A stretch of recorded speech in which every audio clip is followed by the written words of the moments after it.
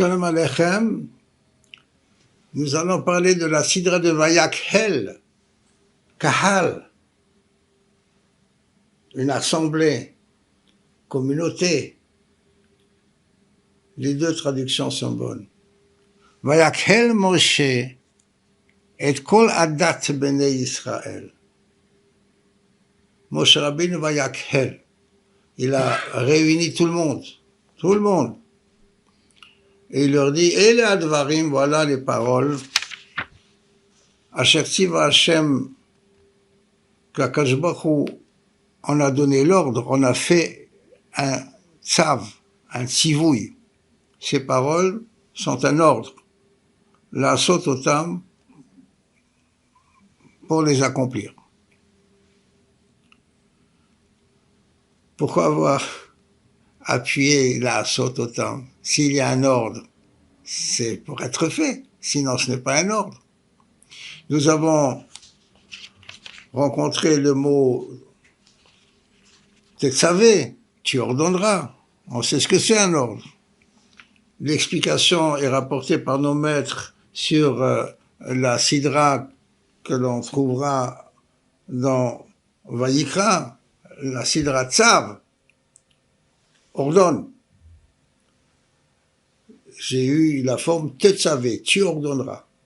C'est toi qui ordonnes. Mais là, c'est tzav.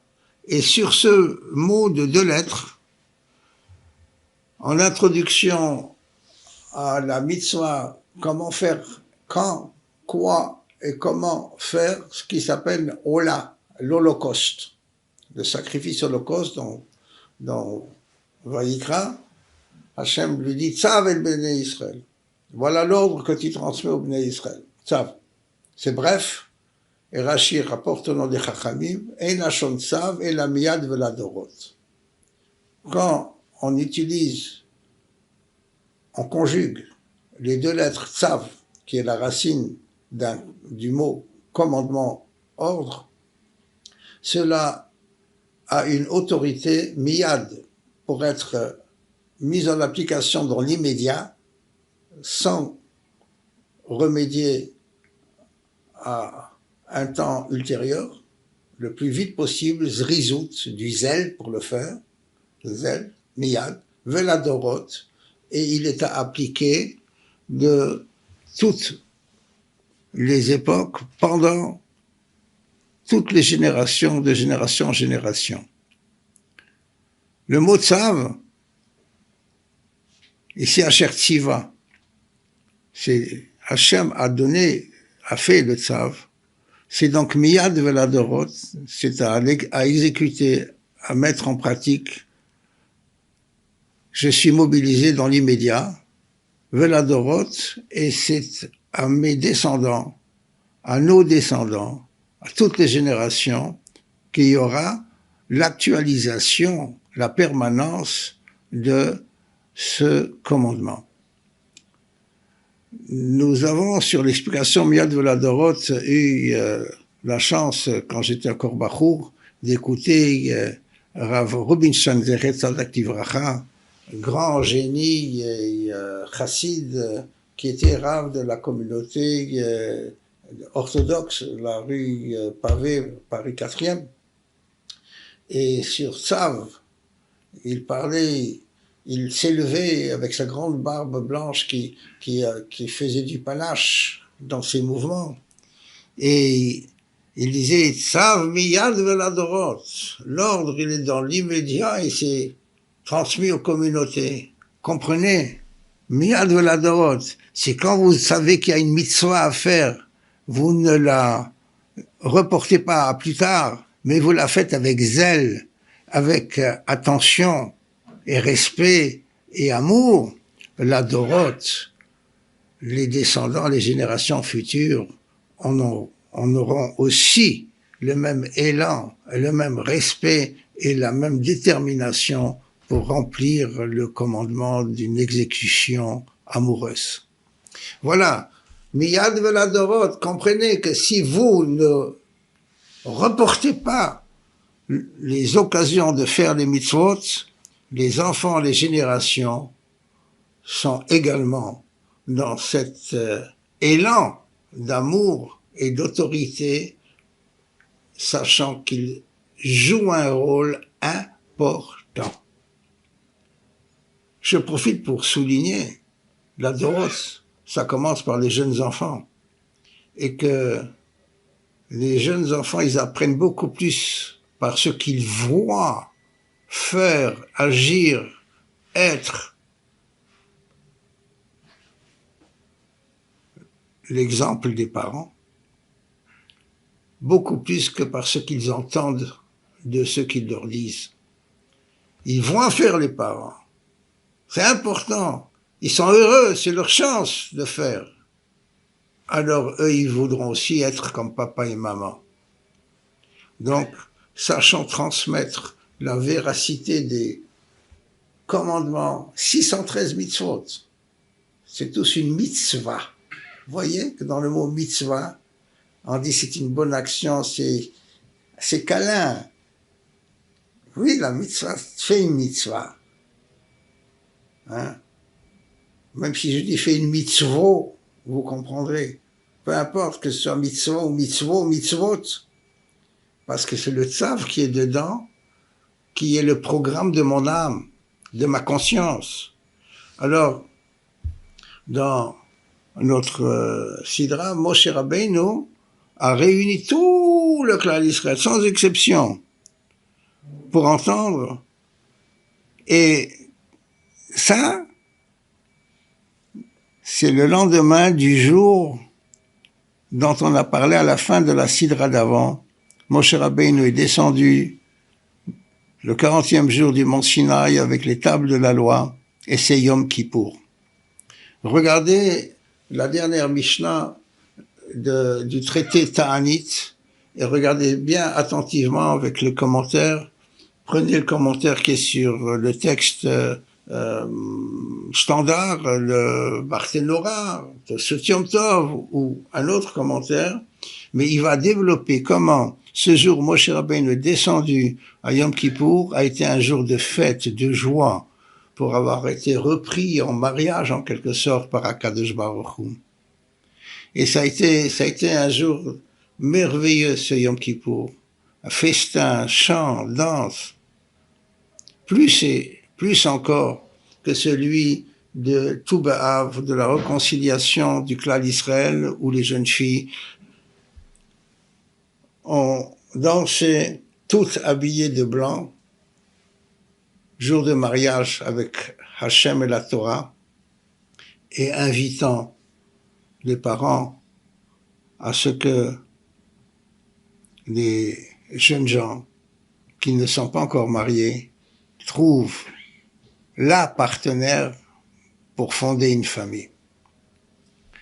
C'est-à-dire que la reconstruction du clan d'Israël le jour du 15 Av et le jour de Yom Kippour sont comparés comme les plus belles occasions de, je vais utiliser le mot, de fraternisation de la vie commune ensemble,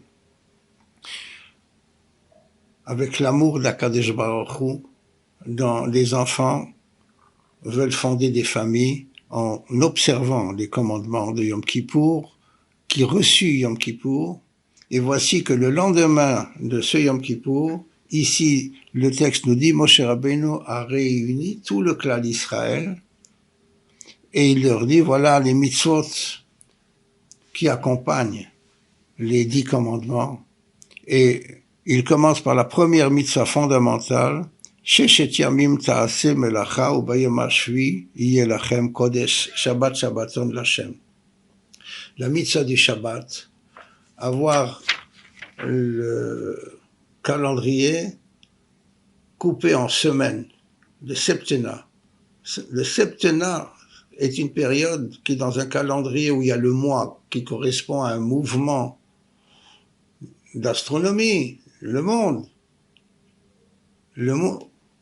Shavuot, Shabbat, est uniquement le rappel, le souvenir, le maintien de notre fidélité qu'Akadosh Baruch Hu a créé le monde. Il a créé, il ne l'a pas terminé, il nous le confie pour que nous lui faisons ce qu'il faut pour qu'il atteigne la perfection. Travailler physiquement, transformer la matière est possible pendant 6 jours. Le 7e, c'est pour la moralité et le spirituel. L'étude, les conversations d'une fraternité, d'une amitié, voici ce qui doit accompagner la prière, l'étude et le repos du Shabbat, 7e jour. Le jour le plus important qui, lui, nous rebranche à une recharge de notre neshama avec la kedusha du Shabbat. Ça s'appelle neshama yetera. Je suis rebranché tous les 7 jours pour être rechargé. Je corrige ce qui a été des erreurs pendant les 6 jours. Au moment du kiddush du vendredi soir, 2 anges que nous saluons avec le chant de Shalom Aleichem viennent et ils sont les secrétaires pour rapporter et inscrire au bilan céleste qu'est-ce qui a été fait les 6 jours et comment va-t-il recevoir, vivre ce qui est le repos du Shabbat et la réalisation de la sainteté du Shabbat. Et le texte nous dit, et cela se chante d'ailleurs dans les Zmirot, si en rentrant à la maison, le papa, les enfants, les frères, ou les filles qui reviennent de la choule, ils chantent Shalom Aleichem, il y a sur la table les chalotes, les lumières allumées, la famille a fait sa toilette, il a des habits de Shabbat, il y a le sourire. Alors à ce moment-là, dans cette atmosphère, les anges disent Amen quand il fait le kiddush et ils disent Mocholoch, Mocholoch. Toutes les fautes de la semaine sont transformées maintenant dans cette fidélité à l'œuvre que Dieu a créée et ils se sanctifient. Ils font ce qu'il faut et alors à ce moment-là, les fautes sont pardonnées et il n'y a que des bonnes actions. Et c'est ainsi que le scribe, même celui qui attendrait à faire un procureur d'accusation, il dit Amen, parce que moi je suis également un agent du tribunal du ciel et je suis très embêté et fâché quand je dois apporter une accusation. Mais je suis content de revenir en faisant plaisir à Dieu parce que je suis aussi un ange du ciel comme celui qui est chargé d'être l'adjoint du Yetzer HaTov. Et c'est ainsi que la plénitude du Shabbat va charger des possibilités plus grandes et plus belles pour la nouvelle semaine qui va suivre un tel Shabbat. Nous nous rechargeons avec un supplément d'âme dont nous garderons l'énergie si nous sommes effectivement les fidèles du Shabbat. Et c'est cela que Moshe Rabbeinu ici, après avoir obtenu le pardon de la faute la plus grave qui soit, la trahison du veau d'or, c'est-à-dire en faisant le veau d'or, ils ont trahi l'identité d'Israël et l'engagement du mont Sinaï. Et voilà que maintenant, au lendemain de ce Yom Kippour, il y a eu le pardon, Moshe Rabbeinu vient et nous dit, attention, nous allons faire le rappel des mitzvot, on rappelle, l'alliance commence par cette mitzvah du Shabbat. C'est ce que nous avons découvert immédiatement après avoir été mis en dehors du Gan Eden. Nous sommes dans un Shabbat, et ce Shabbat maintenant, nous avons la mitzvah de le faire. Et alors, c'est là, le pacte qui est équivalent à comme si je refais toutes les 613 mitzvot, même ceux que je n'ai pas eu l'occasion de rencontrer, je reçois Brit Olam, le pacte, l'alliance éternelle, et par le Shabbat, c'est toutes les 613 mitzvot, le plein rapport du code voulu et accepté est obtenu ici par la joie, le bonheur, la fidélité au Shabbat. Combien bêtes sont ceux qui trouvent n'importe quelle justification et trahissent le Shabbat. Je garde le Shabbat. Hein? Eh bien, la réalité, c'est le Shabbat qui me garde, moi. C'est le Shabbat qui nous sauve. Ouais. Oui. Quelqu'un veut faire teshuva, il veut s'améliorer. Fais quelque chose pour Shabbat. Oui. Fais du manger pour Shabbat. Et mange-le. Du manger kasher, bien sûr. Fais-le en observant Shabbat. Parce que la façon de préparer en observant Shabbat, tu as fait des mitzvot et pas seulement du manger. Et c'est là que l'exemple de Moshe Rabbeinu qui réunit tout le peuple, tous, hommes, femmes, enfants, sachez, le Shabbat, Yom Kippour est un Shabbat spécial une fois par année. C'est un Shabbat dans lequel il n'y a pas les repas du Shabbat. Parce qu'il faut savoir s'abstenir, même si j'ai les meilleures raisons de manger, c'est un Shabbat, je veux manger, mais si c'est Yom Kippour, tu ne manges pas, c'est cette retenue de continence que je m'impose, qui me rappelle, j'ai été pardonné un jour, qui est devenu Yom Kippour, un jour où je ne mange pas. Voici ce que est à la fois l'élan de bonheur et de joie du Shabbat, mais qu'il faut savoir, il y a un Shabbat Shabbaton, une sorte de Shabbat du Shabbat qui est Yom Kippour. Et dans la suite, on va avoir également dans le calendrier le fait de faire la Shemitah, le fait de savoir qu'il y a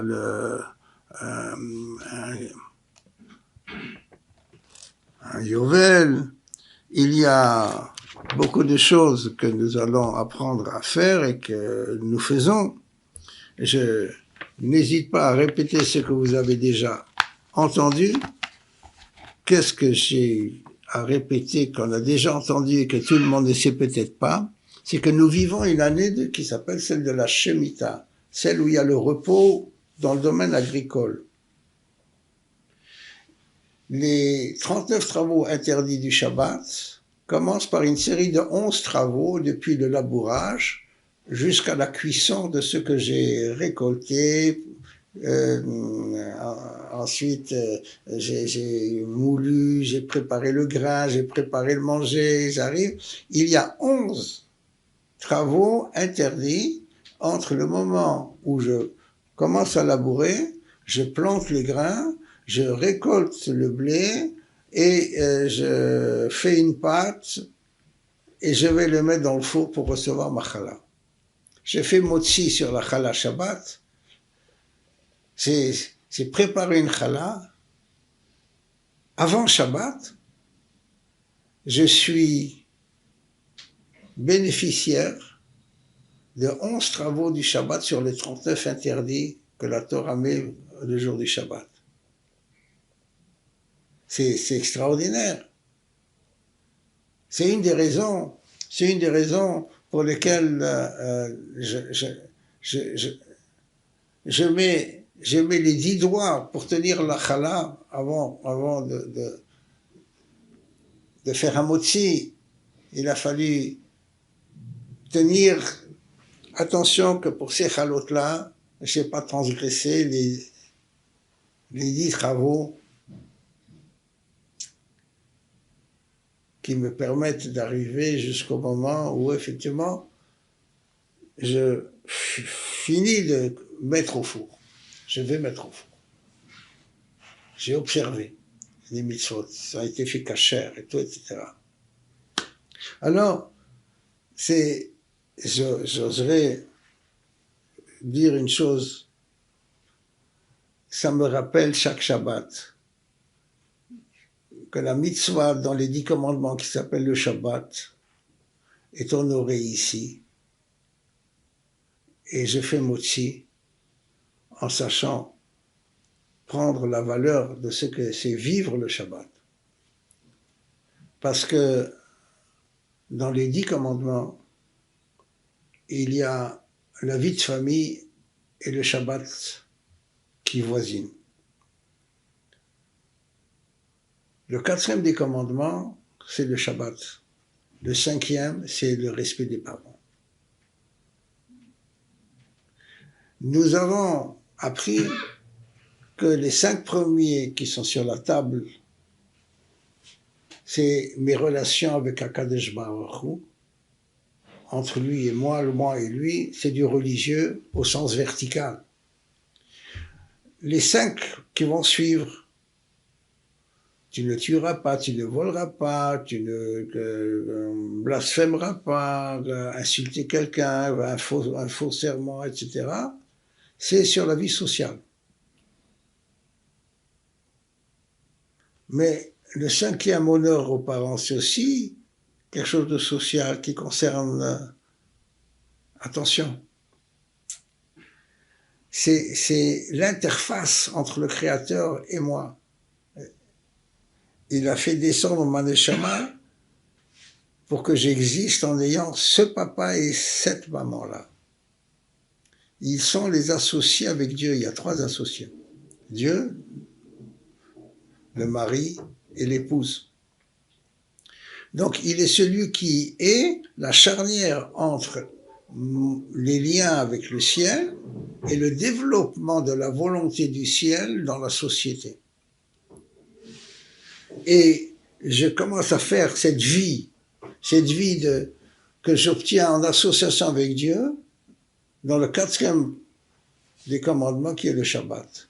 La vie de famille, les parents, les enfants, c'est immédiatement suivi et précédé par ce qu'il y a à faire en venant d'Akadosh Baruch. Il est précédé par observe le Shabbat, c'est l'héritage du ciel qui est confié aux Juifs pour préserver le but de la création et l'existence du peuple juif. Il fait le Shabbat en respectant la vie qui t'est donnée en tant que parent et les enfants à l'égard des parents.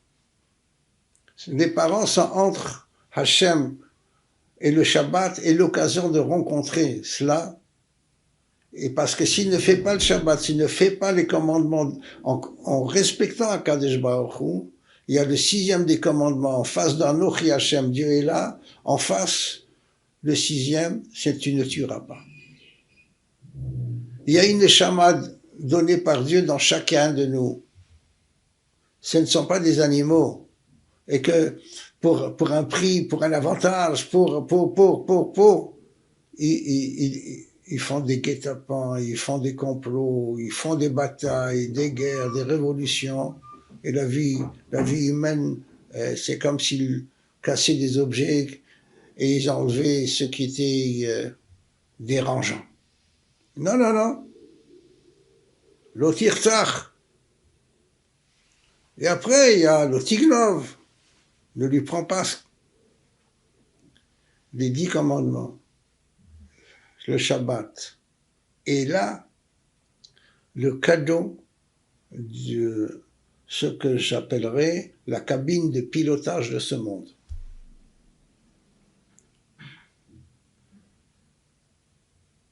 Tu te situes comme étant l'héritier des parents de ce qu'Akadosh Baruch Hu nous confie à tous, et tu es responsable des relations de la société qui est finalement un ensemble d'individus. Il y a des bons particuliers, il y a une bonne société.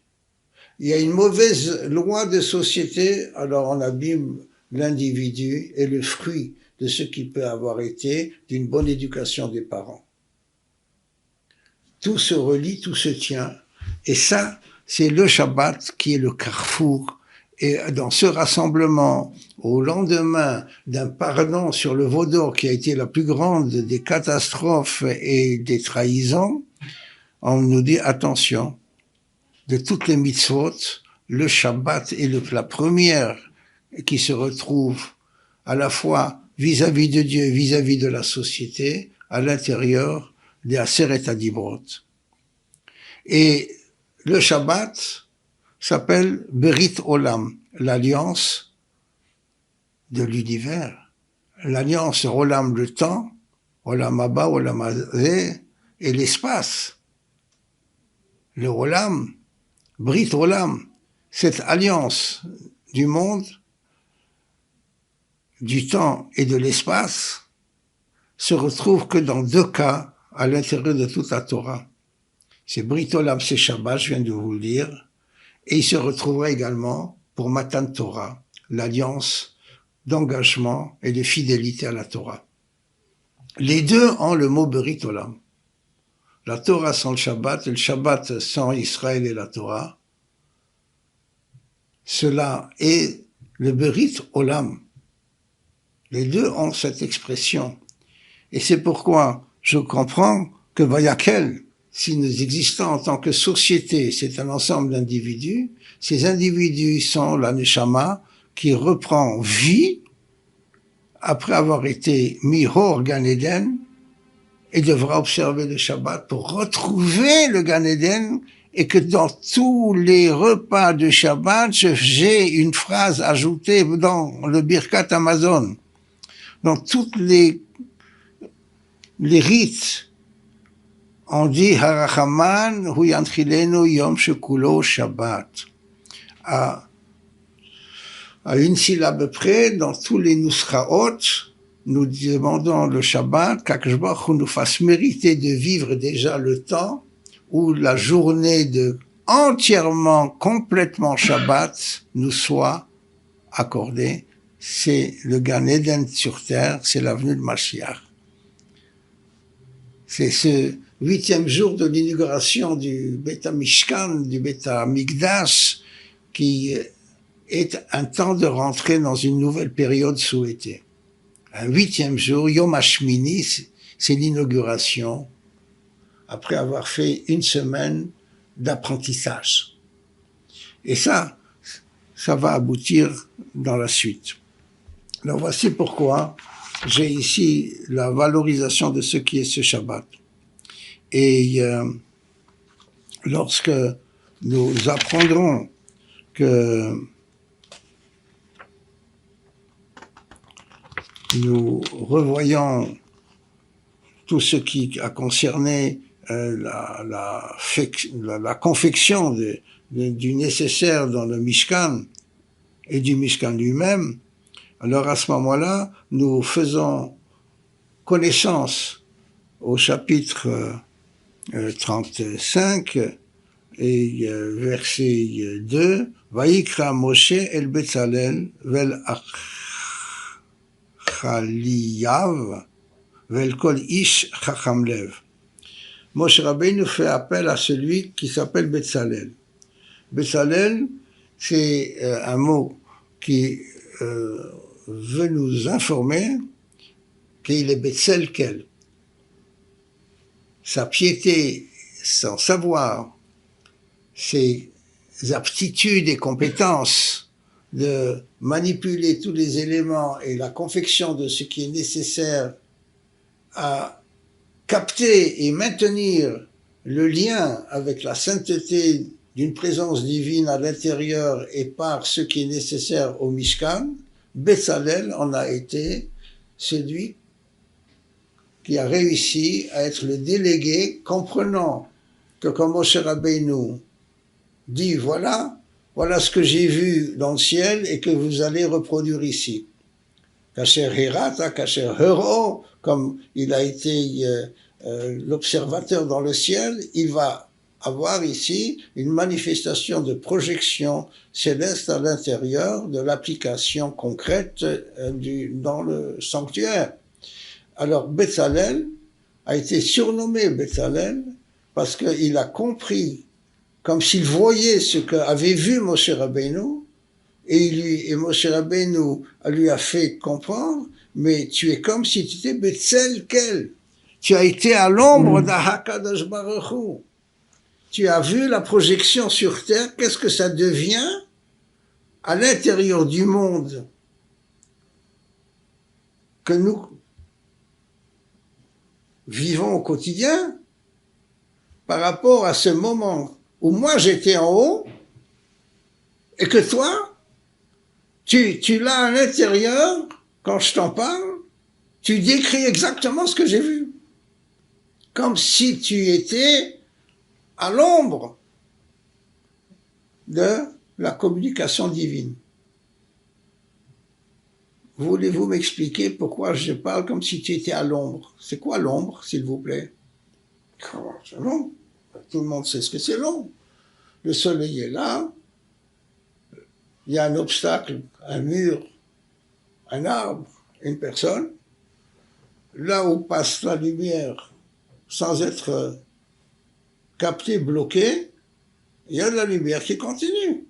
Là où nous sommes, en fonction de notre épaisseur, de notre couleur, si on n'est pas transparent, n'est-ce pas?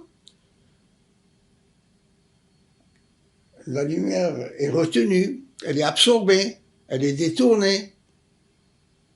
Alors, ce qui est autour, dans le sens inverse, symétrique de où vient l'origine de la lumière, ne parvient pas à cette lumière qui est absorbée, stoppée. Ça s'appelle de l'ombre. Qu'est-ce que c'est l'ombre? Absence de lumière. Excusez-moi. Excusez-moi. Quand je dis Betzelkel, j'imagine la lumière de rayonnement de la présence divine. C'est là où commence l'ombre. C'est là où se trouve le quelque chose qui absorbe la lumière. Et ici, Betzelkel ne veut pas dire qu'il était dans l'obscurité qui vient de Dieu. Mais ça veut dire qu'il est celui qui absorbe la lumière d'Akadosh Baruch. Très important comme compréhension. Il l'adopte, il la comprend et il va agir avec. Il est plein de la lumière. J'ai pris l'exemple de la physique où la lumière s'absorbe. Il se trouve qu'il existe une matière qui absorbe toute la lumière dont il peut avoir été frappé, et ça s'appelle les trous noirs. Un diamant, la lumière, elle rentre, et comme en plus le diamant a diverses facettes et la lumière se réfléchit à l'intérieur, mais si je vois briller le diamant, c'est parce que les rayons, ils en ressortent par quelques facettes qui m'atteignent. Le trou noir, on a beau casser ou faire un trou dans cette matière qui est d'une masse tellement lourde et attractive que tout ce qui rentre ne ressort pas, mais y compris la lumière. Elle rentre, elle ne ressort pas. C'est quoi ce trou noir, cette masse? C'est quoi? Comment c'est fait? Boré Rocher, c'est une autre matière qui a été créée. Il a créé l'obscurité. Il a créé là où la lumière ne ressort pas. Prenez cela comme un enseignement complémentaire. Betzalel, il absorbe la lumière, n'est-ce pas? Et les autres voient ce qu'il va nous exposer. Mais lui, il a absorbé tout ce qui peut être absorbé. Son avantage, c'est pas un trou noir, la lumière, elle ressort par lui.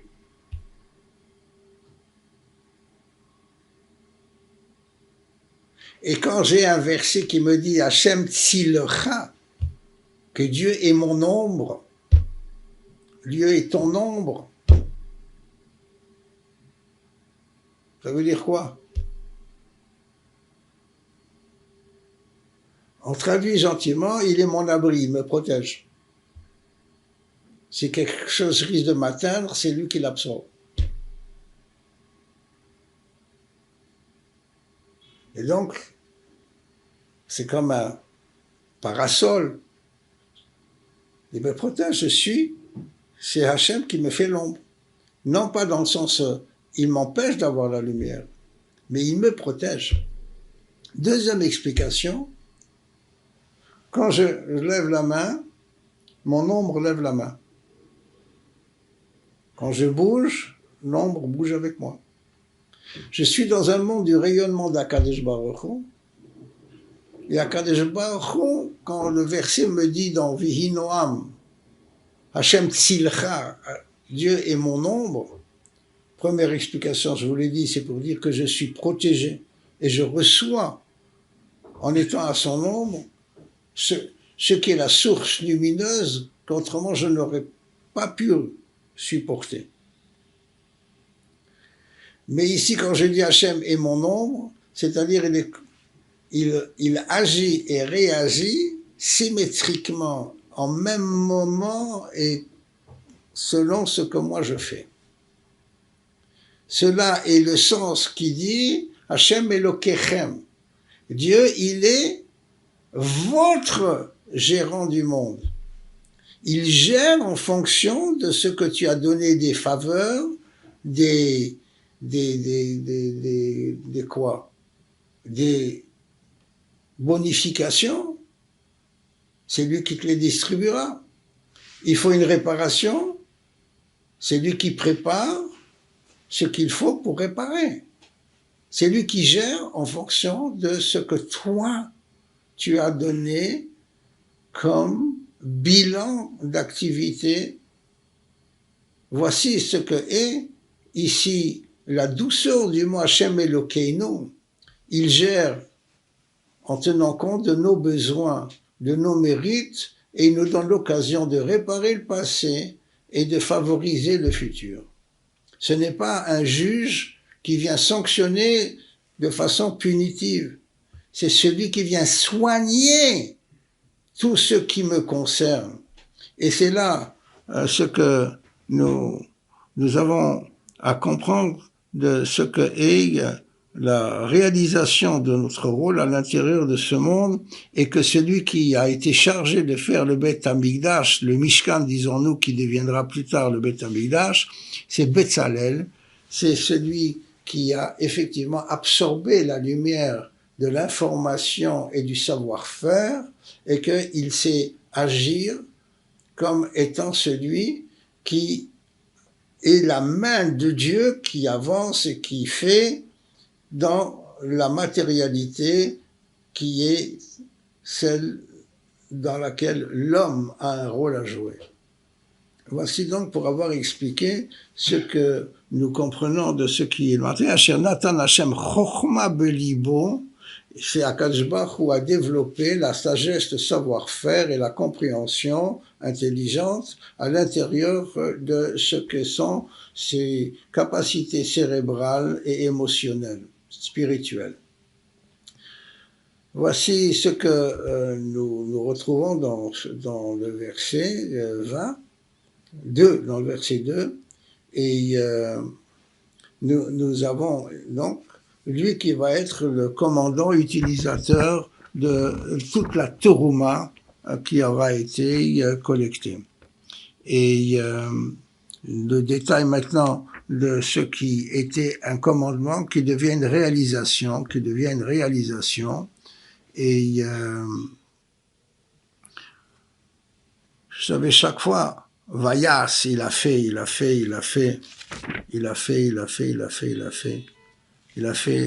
misbéach, il a fait les parois pour qu'il y ait la cour, le chatser. Tout ceci a été fait, et lorsque Moshe Rabbeinu a exposé et que ça a été réalisé, nous avons dans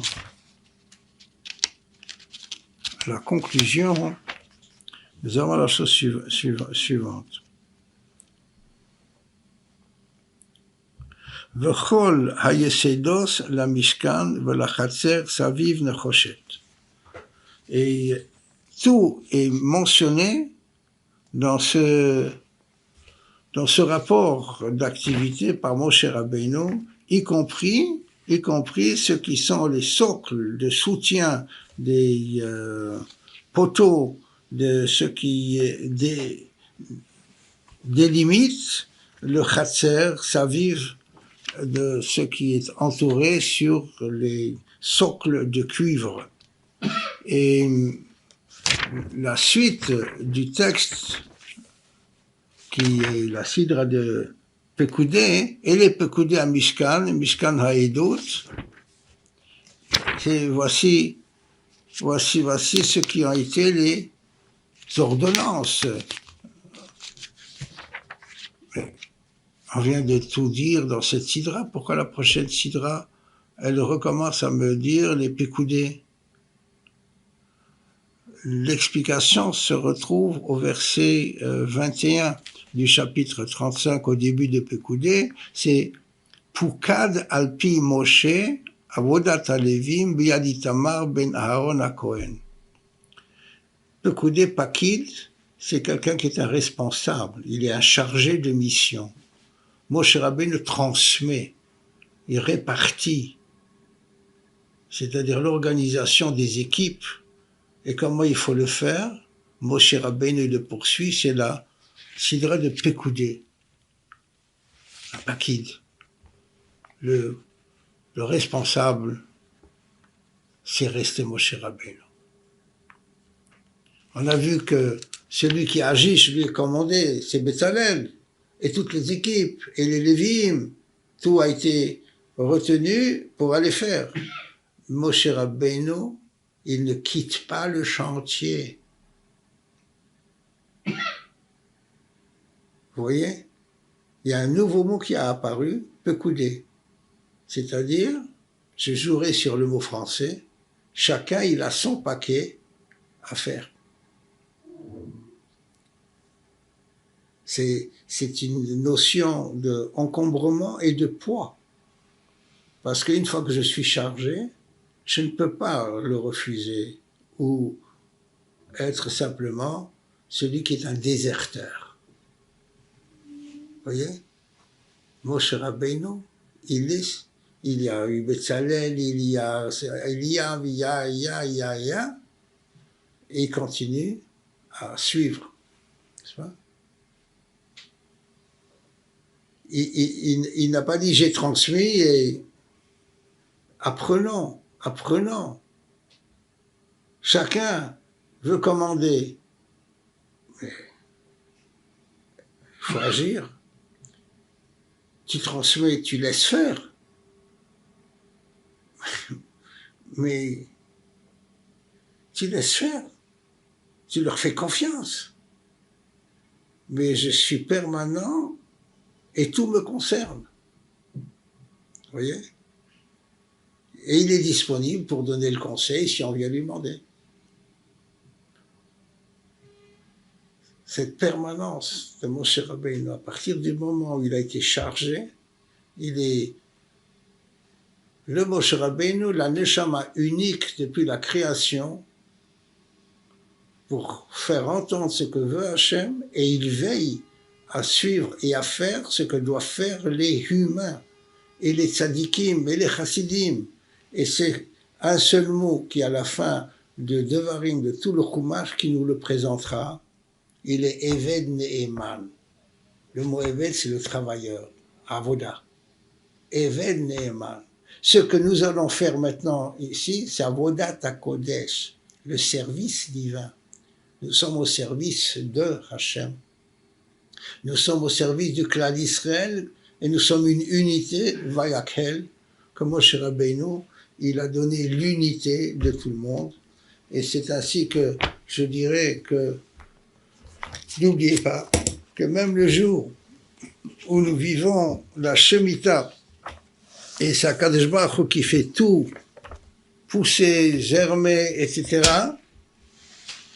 cette année de Shemitah, nous avons dit, il le met à notre disposition. Nous pouvons récolter, nous pouvons cueillir, etc., mais c'est lui qui nous le donne. Et je répète le mot, Nous sommes unis avec Akadosh Baruch Hu dans l'unité et Hachem il fait notre unité, tout comme Moshe Rabbeinu a réuni tout le monde. C'est-à-dire, c'est quoi? C'est un communisme. Et pourquoi dans ce communisme, chez ces communistes-là, il n'y a pas la révolution, Rav? Dites-moi, pourquoi? Comment vous osez dire une chose pareille? Ils ont baigné dans leur sang dans la révolution du communisme. Il y a une grande différence entre notre communisme qui a réussi et qui est un exemple. Pourquoi? Parce que c'est un communisme monothéiste. S'ils n'ont pas de référence à l'absolu, s'il n'y a pas de Dieu qui est la vérité et l'amour, alors à ce moment-là, c'est le vide. Ils sont complètement retombés dans l'égoïsme, dans la cupidité, dans la combine et le mensonge. Et ceux qui sont le plus près de la marmite dont ils doivent donner un partage, ils veulent se servir un peu mieux que les autres. Et c'est reparti pour la querelle et le bain de sang de toute révolution qui n'a pas une autorité qui s'appelle Hakadosh Baruch Hu. Je répète, nous sommes un communisme monothéiste. Et il y a un seul, partout, pour tout le monde, pour toujours. C'est ce qui a été réussi dans ce que nous lisons dans le Vayakhel. Nous sommes un kahal que Moshe Rabbeinu réunit, conduit, apprécie et sauve. Yiratson, que les maîtres d'aujourd'hui soient les disciples de Moshe Rabbeinu et nous soyons, nous, de ceux qui ont dorénavant repris le chemin de l'unité et de l'amour pour que ce soit be'av v'ach v'shalom v'reut ad bi'ad goel tzedek bimhera beyameinu v'nomar Amen.